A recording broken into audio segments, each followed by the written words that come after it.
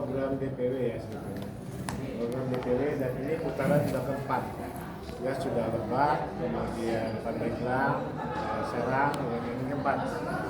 Insyaallah akan di 8 kabupaten kota. Jadi nanti masih ada tersisa 3. Ya, Cilegon, Tangsel, kemudian kota. Ya, Serang kabupaten. Jadi ini adalah untuk mensatukan, ya, menyatukan visi kaitan dengan Partai Nasdem, termasuk persiapan untuk ikut serta dalam legislatif nanti 2024. Jadi ini persiapan kita untuk memperkuat, mengkonsolidasi semua calon, baik calon untuk RI, provinsi maupun kabupaten Tangerang itu sendiri. Jadi kami kumpulkan semuanya bacalek-bacalek itu hari ini mendapat pengarahan, pendalaman dari DPP, dari DPP juga Kakak Wiscoy selaku Ketua Tim Pemenangan Wilayah 1 Banten dan DKI. Ya, jadi mudah-mudahan dengan pertemuan ini itu bisa memperkuat Nasdem di dalam rangka juga dikenal oleh seluruh lapisan masyarakat, juga melalui calon-calonnya. Ya, seperti itu. Saya kira itu. Pak, persiapan konsolidasi ini berapa lama, Pak? Hari ini cuma sehari. Tapi untuk kabupaten kota itu 8 kabupaten kota. Ini udah kabupaten keempat. Oh, keempat. Jadi nanti 4 lagi. Siap. Ya. Tepatnya di sini juga, Pak? Enggak. Pindah-pindah. Iyalah. Masa Cilegon di Tangerang. Jadi kakak-kakak atau saudara-saudara wartawan, dalam pemilu yang ketiga bagi Nasdem kan sudah mengikuti 2 kali pemilu. Pemilu yang pertama hasilnya lumayan. Pemilu yang kedua lebih lumayan lagi. 59 kursi untuk DPR. Partai itu disebut menang apabila kursi RI memang mayoritas. Nah, untuk pemilu yang ketiga bagi Nasdem harus lebih siap. Ketimbang pemilu pertama, pemilu kedua, pemilu ketiga ini harus lebih siap. Untuk mempersiapkan itu, maka kita menginstruksikan kepada seluruh DPW, seluruh DPD untuk melakukan konsolidasi secara intensif, secara masif, konsolidasi organisasinya, konsolidasi bacaleknya, konsolidasi pengurusnya, itu harus dilakukan secara masif. Sehingga dari seluruh level kita siap menghadapi pemilu 2024. Nah, dalam konteks rekrutmen caleg, periode ini Nasdem lebih siap juga ketimbang pemilu sebelumnya. Ini yang daftar-daftar ini sebetulnya belum semua melakukan pengumuman secara terbuka. Tapi mereka hadir ke Nasdem. Mungkin Nasdem sekarang lebih menarik. Jadi daya tarik Nasdem sekarang mungkin lebih ketimbang dua pemilu sebelumnya. Nah, dengan realitas yang seperti ini kami optimis Nasdem suaranya akan meningkat.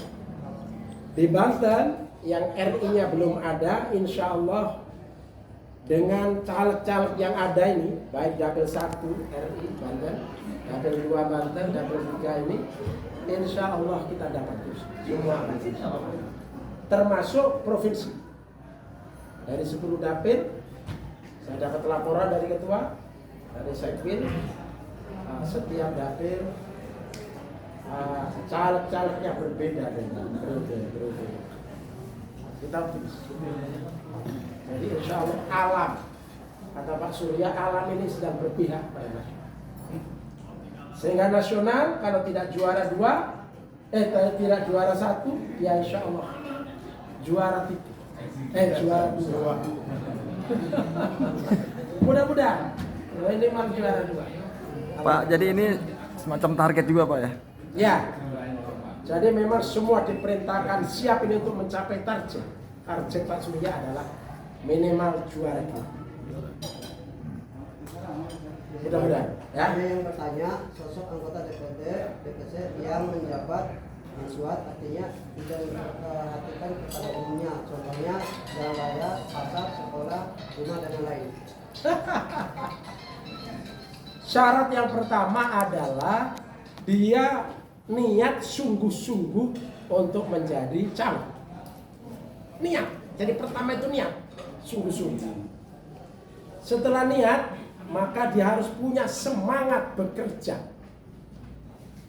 memobilisasi dirinya untuk ketemu rakyat, meyakinkan rakyat bahwa Nasdem terbaik, bahwa dirinya terbaik. Yang berikutnya adalah soal pendidikan minimal SMA. Ya. Punya rumah nggak penting.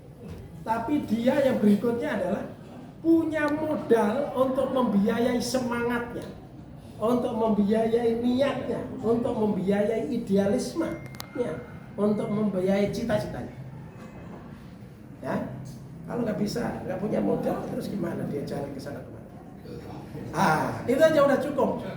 Apa visi misi bila partai DPC, DPD, Nasdem menang dan lanjut langkah apa untuk selanjutnya bila dapat menang?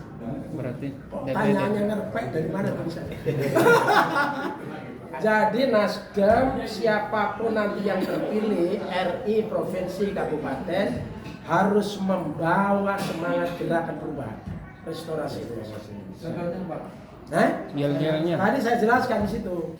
Jadi Indonesia, Banten, kabupaten, kota, ya di mana dia menjadi DPR, maka Indonesia yang rusak harus diperbaiki. Ekonomi rusak diperbaiki. Apa pendidikan rusak pokoknya seluruh aspek kehidupan yang rusak harus diperbaiki. Kemudian nilai-nilai yang hilang, kita ini punya kekayaan yang luar biasa di Republik ini. Warisan nenek moyang kita luar biasa, banyak yang hilang. Itu harus kita kembalikan. Itu harus kita tampilkan lagi, kita hidupkan kembali. Dengan biaya dan kebijakan negara, kebijakan provinsi, kebijakan kabupaten. Hal-hal yang tidak proporsional, yang tidak pada tempatnya, yang kacau balau harus diluruskan, harus didisiplinkan, harus dinormalkan. Rakyat yang longlai, yang tidak semangat, yang tidak punya masa depan harus dibangkitkan supaya rakyat semangat menghidup menatap masa depan. Rakyat harus bersama-sama pemerintah, pemerintah juga punya kebijakan kepentingan rakyat tadi itu sehingga semuanya bersemangat untuk mengarungi kehidupan ini. Optimis melihat ke depan dan Indonesia harus lebih maju dari hari ini. Saya kira itu. Ya, cukup. Makasih Pak. Terima kasih.